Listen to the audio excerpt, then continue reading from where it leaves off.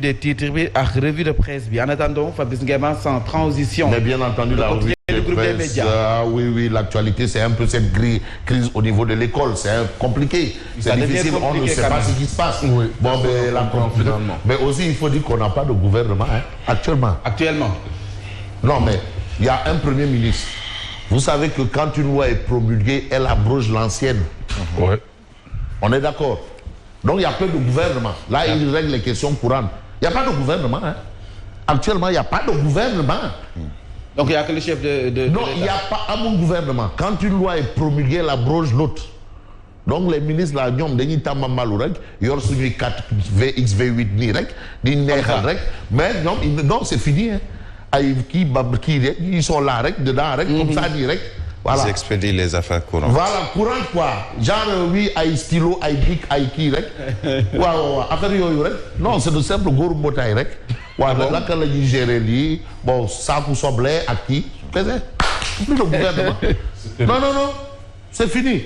Donc voilà un peu cette situation et qui profite de cette situation quand même pour adresser une lettre au chef de l'État. Apparemment, c'est son style pour s'adresser à Macky Sall directement. C'est Bougane Gueye Dany. Lettre ouverte de Bougane Gueye au chef de l'État. Bon, les gens ils préfèrent aller dans les studios, d'autres dans les radios, d'autres dans les Niartou, place de l'Obélisque, d'autres par-ci par-là, mais lui il préfère écrire. Les écritures restent, les paroles s'envolent. Donc c'est une méthode scientifiquement scientifique.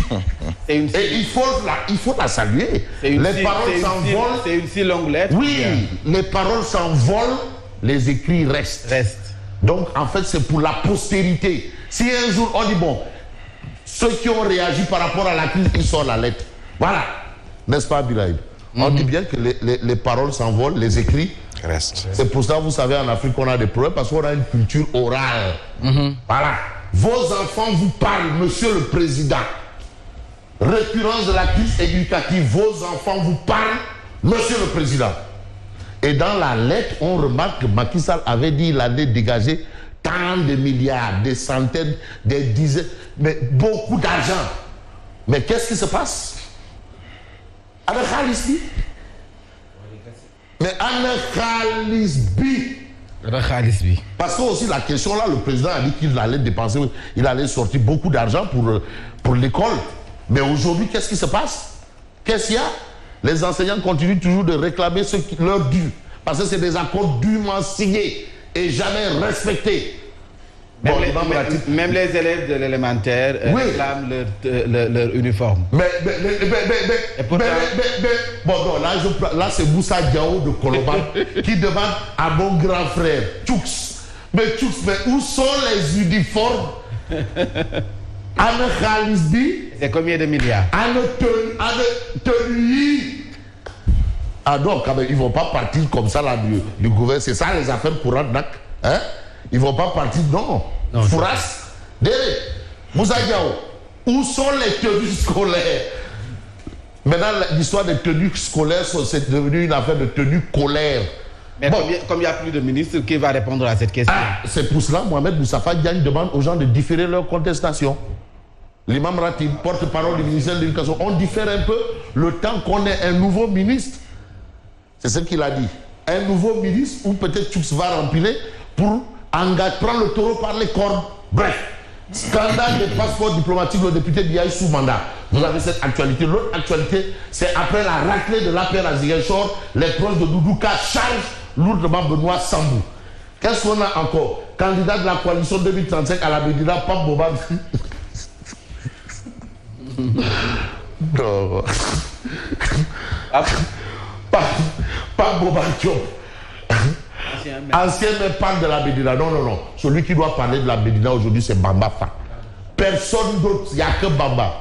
Même ceux qui envoient des pseudo-rappeurs là, hein, des snipers là, insulter les gens dans les réseaux sociaux là, des rappeurs ils sont ni contribuables, Djangougnou, ces gens-là, ils n'ont plus rien à dire ici. C'est Bamba, parce que... non, si Khol, Bouner.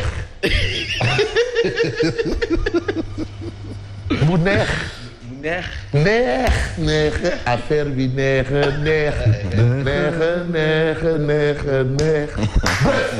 Bon. Abdallah Mountakha. Non, il n'y a que lui seul. En démocratie, la voix du peuple. Oui. La voix du peuple, c'est la voix de Dieu. Allah subhanahu wa ta'ala. Donc, il n'y a que lui qui a la parole là.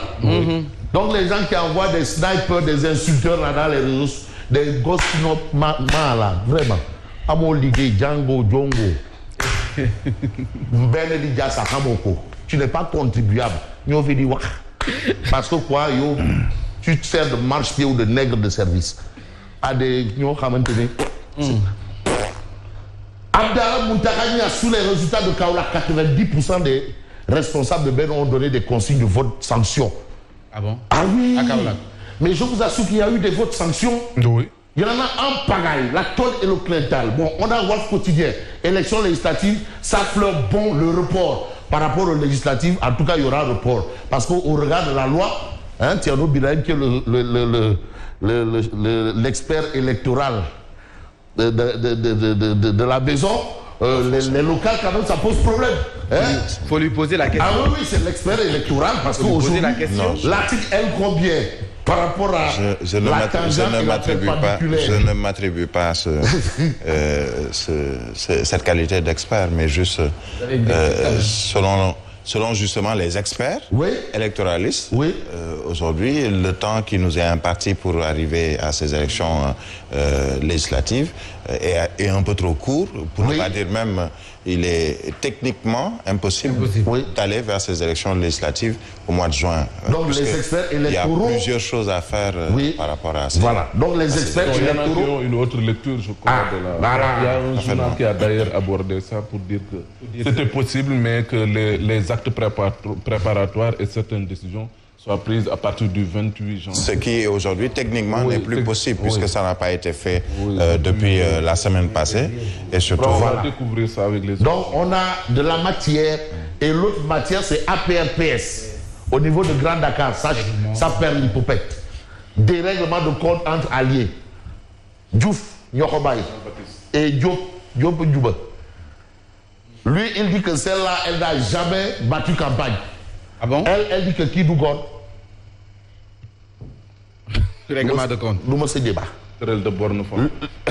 Suite est pas fin. Grève répétitive des syndicats d'enseignants à l'école dans la tourmente, ça c'est le titre de Sud Quotidien. J'ai envie de prendre source A. Gamsobop s'impose au forceps. Aujourd'hui à Dakar, Gamsobop, c'est la troisième force politique au regard des résultats et c'est ce qu'indique bien entendu source A ce matin. Et vous avez les regrets du grand parti. 3 communes remportées avec seulement 27 candidats investis par Yehui Askanu, les regrets du grand parti. C'est ce que renseigne bien. On aurait aimé peut-être que le candidat du grand... voilà, les regrets du grand parti. Ça, c'est l'ami de Fofana. Mais vous avez le nouveau défi de Walou. Les partisans de Abdoulaye Wade veulent imposer une cohabitation à Baki. Union de l'opposition pour les législatives. C'est le quotidien qui donne l'info. Ah bon? Et puis vous avez, grève des enseignants, les élèves exigent la reprise des cours. Ce sont les élèves qui donnent des exigences. Le mandat, c'est pas celui de Ousmane Sembène. C'est le mandat. C'est pas celui de Ousmane Sembène. Gamsobop, révélation des élections locales. Bougane trace une troisième voie.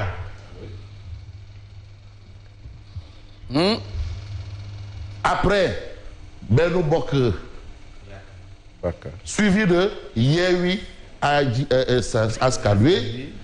Et tu as Gamsobop. Troisième voie. C'est le résultat. Mais certains vous disent même que les listes parallèles de Benola ont eu plus de maires que Yehui Askanu. Parallèle. Ah bon? Non, mais il faut qu'on sache les listes. Il paraît même qu'à Kaolack, c'est parallèle. Bon, c'est ça. Gamsobop, révélation des élections locales, Bougane trace une troisième voie. Non, Billahi, Barthélémy Diaz avec Ndoye Plateau. Ndaoulourei. Ouh, marché Sandaga, il faut nous te souffle. Marché Sandaga. Il faut qu'on reparle du marché Sandaga. Mais le problème a été résolu depuis. Oui. Xam nga en fait depuis 2009 ba Pape Diop nekkee maire trouvé woon nañu solution par rapport ak marché bi. La solution moo doon que marché bi li nga xam ne moom mooy immeuble bi ci boppam loolu ville de Dakar moo koy recouvrer. Maintenant les marchands ambulants ak les autres tabliers les bitiku mbagg la parce que boobu consensus politique la woon parce que ñoom ñaar maires yi fa nekk yëpp ils étaient du même bord ñu ngi woon du Parti démocratique sénégalais. Maintenant léegi nag la mais il y a une nouvelle logique. Les logiques ont évolué. Parce que c'est Swab Barthélémy Diaz c'est Barthélémy Diaz. Mais Ndoye Lebou reste toujours là. Et Ndoye Lebou dit que non seulement affaire là. Parce que ville amul territoire man maa am territoire fii territoire maa ko moom mais xam nga non ay ya combat vérité des unes aux parcelles à Thié Moussassi. Voilà le gros poisson de Macky. Mais Moussassi mais 7000 voix bi où est-ce qu'il a mis ça? Mais Moussassi mu ne que non mais Moussassi à quelques jours des urnes il insulte Amadou Ba et Mbaye Ndiaye. Ah bon Moussassi? Dakar est dans la poche parce que j'ai pêché le plus gros poisson du nom de Moussassi avait exulté le président Macky Sall. La vérité des urnes au lendemain du scrutin du 23 janvier a été tranchante et sonne la fin politique du gros poisson entre guillemets parce que même Yaboy am na bu mag am na bu ndaw. waaw Yaboy sax am na bu mag. coof mais bii du coof nag bii moom du coof waaye gros coof non bii moom gros Yaboy bon voilà pêché en 2018 par Macky Sall. Ces propos de Macky Sall semblent se détacher aujourd'hui de la réalité avec la chute vertigineuse de l'ex-maire des Parcelles Assainies. Le gros poisson de Macky Sall avait obtenu 14 000 voix en 2014, 15 000 en 2017 et 8 000 voix en 2022. Mais où sont ces voix-là? C'est où? Ça fait presque 7 000 voix, hein? C'est 7 000 voix. 7 000 voix, c'est où?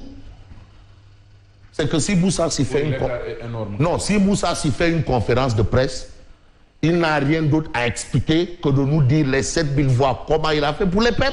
C'est pas pour flèche. Mais c'est la plus grosse déculottée de l'histoire politique au monde. Perdre 7 000 voix.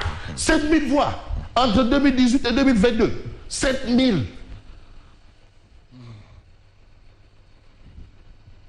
Amendement. Moussa Sy fini politiquement amendement là. Interrogation. Mais moom ça waaye moom il est dans l'histoire politique du Sénégal avec amendement. Amendement Moussa Sy. Et aujourd'hui déculotté Moussa Sy. 7 000. Oui, l'écart est énorme quand même. Mais attends. Et puis on a des informations que le gars Amadou Ba lui a tendu la main que lui il a refusé. Ah bon? Il a dit net Bougouma. Je ne veux pas. Est-ce que cette main tendue-là n'était pas trop tard aussi? Ah, mais il a au moins tendu, mieux vaut tard que jamais. Et on me dit que non, Amadou Ba a investi financièrement les gens de APR qui étaient investis dans sa liste. Ça aussi, c'est des infos. Mais lui, il a dit net, il n'en veut pas. Résultat des courses. Il y a eu votre. Mais est-ce qu'il est le seul également responsable de cette déculottée-là? Ah, en tout cas, c'est lui qui est la tête, c'est lui qui est devant. Le responsable au Parcelles Assainies. Amadou Ba, Mbaye Ndiaye également, c'est des responsables reconnus. Mais ouais, mais il a refusé de Mbaye Ndiaye. Il a dit qu'il peut tout faire seul. Ah bon? Il a insulté Mbaye Ndiaye et Moussa à quelques jours du scrutin. Mais quand tu insultes des partenaires à quelques jours du scrutin, ben ça veut dire mais dégagez. Est-ce qu'il s'agit d'une insulte? Puisqu'en fait, il